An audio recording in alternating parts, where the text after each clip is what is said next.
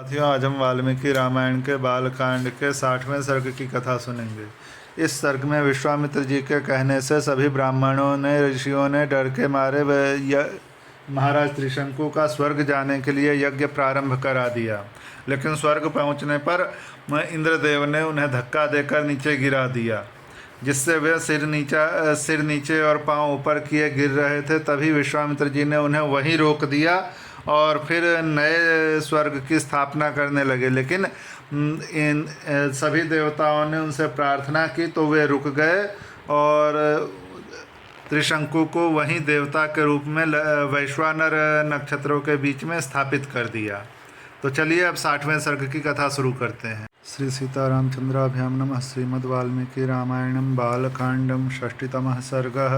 विश्वामित्र का ऋषियों से त्रिशंकु का यज्ञ कराने के लिए अनुरोध। ऋषियों द्वारा यज्ञ का आरंभ। त्रिशंकु का सशरीर स्वर्ग गमन। इंद्र द्वारा स्वर्ग से उनके गिराए जाने पर क्षुब्ध हुए विश्वामित्र का नूतन देवस्वर्ग के लिए उद्योग। फिर देवताओं के अनुरोध से उनका इस कार्य से विरत होना।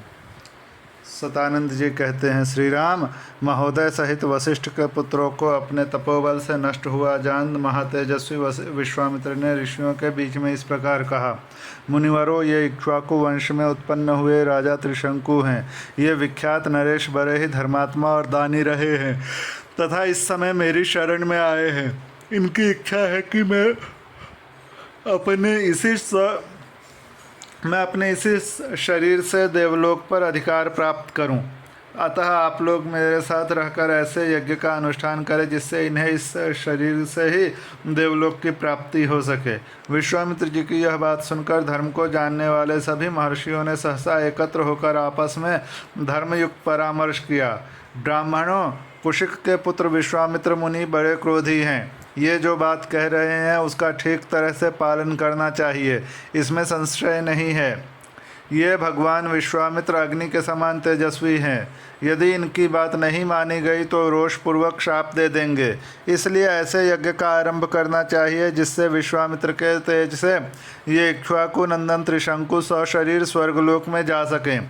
इस तरह विचार करके उन्होंने सर्वसम्मति से यह निश्चय किया कि यज्ञ आरंभ किया जाए। ऐसा निश्चय करके महर्षियों ने उस समय अपना अपना कार्य आरंभ किया। महातेजस्वी विश्वामित्र स्वयं ही उस यज्ञ में याजक अध्वर्यु हुए। फिर क्रमशः अनेक मंत्रवेत्ता ब्राह्मण ऋत्विज हुए, जिन्होंने कल्पशास्त्र के अनुसार विधि एवं मंत्रोच्चार पूर्वक सारे कार्य संपन्न किए। तदनंतर बहुत समय तक यत्न पूर्वक मंत्र पाठ करके महातपस्वी विश्वामित्र ने अपना अपना भाग ग्रहण करने के लिए संपूर्ण देवताओं का आवाहन किया, परंतु उस समय वहां भाग लेने के लिए वे सब देवता नहीं आए। इससे महामुनि विश्वामित्र को बड़ा क्रोध आया और उन्होंने सुरवा उठाकर रोष के साथ राजा त्रिशंकु से इस प्रकार कहा, नरेश्वर, अब तुम मेरे द्वारा उपार्जित तपस्या का बल देखो। मैं अभी तुम्हें अपनी शक्ति से सशरीर स्वर्गलोक पहुंचाता हूँ। राजन, आज तुम अपने इस शरीर के साथ ही दुर्लभ स्वर्ग को जाओगे। नरेश्वर, यदि मैंने तपस्या का कुछ भी फल प्राप्त किया है तो उसके प्रभाव से तुम सशरीर स्वर्गलोक को जाओ।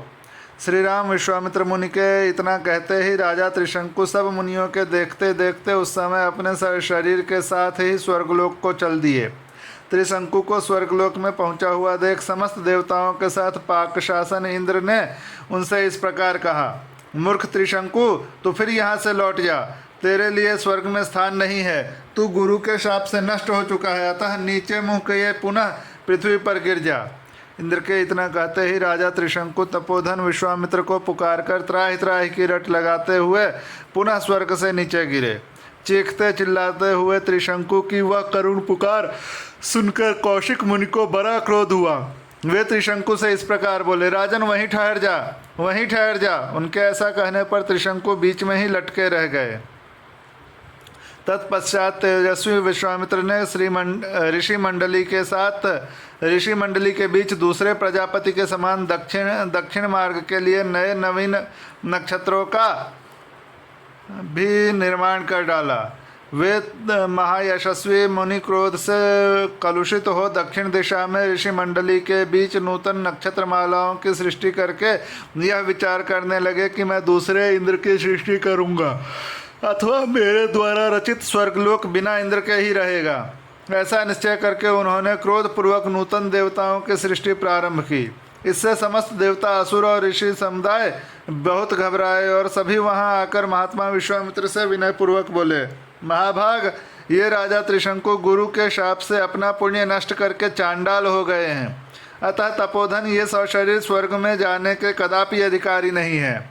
उन देवताओं की यह बात सुनकर मुनीश्वर कौशिक ने संपूर्ण देवताओं से परमोत्कृष्ट वचन कहा, देवगण, आपका कल्याण हो। मैंने राजा त्रिशंकु को सदैव स्वर्ग भेजने की प्रतिज्ञा कर ली है, अतः उसे मैं झूठ नहीं कर सकता। इन महाराज त्रिशंकु को सदा स्वर्गलोक का सुख प्राप्त होता रहे। मैंने जिन नक्षत्रों का निर्माण किया है वे सब सदा मौजूद रहें। जब तक संसार रहे तब तक ये सभी वस्तुएं जिनकी मेरे द्वारा सृष्टि हुई है सदा बनी रहें। देवताओं, आप सब लोग इन बातों का अनुमोदन करें। उनके ऐसा कहने पर सब देवता मुनिवर विश्वामित्र से बोले, महर्षि, ऐसा ही हो। ये सभी वस्तुएं बनी रहें और आपका कल्याण हो। मुनिश्रेष्ठ, आपके रचे हुए अनेक नक्षत्र आकाश में वैश्वानर पथ से बाहर प्रकाशित होंगे और उन्हीं ज्योतिर्मय नक्षत्रों के बीच में सिर नीचा किए त्रिशंकु भी प्रकाशमान रहेंगे। वहाँ इनकी स्थिति देवताओं के समान होगी और ये सभी नक्षत्र इन कृतार्थ एवं यशस्वी नृपश्रेष्ठ का स्वर्गीय पुरुष की भांति अनुसरण करते रहेंगे। इसके बाद संपूर्ण देवताओं ने ऋषियों के बीच में ही महातेजस्वी धर्मात्मा विश्वामित्र मुनि की स्तुति की। इससे प्रसन्न होकर उन्होंने बहुत अच्छा कहकर देवताओं का अनुरोध स्वीकार कर लिया। नरश्रेष्ठ श्री राम तदनंतर यज्ञ समाप्त होने पर सब देवता और तपोधन महर्षि जैसे आए थे उसी प्रकार अपने अपने स्थान पर लौट गए। इस प्रकार श्री वाल्मीकि निर्मित आर्ष रामायण आदि काव्य के बालकांड में 60वां सर्ग पूरा हुआ।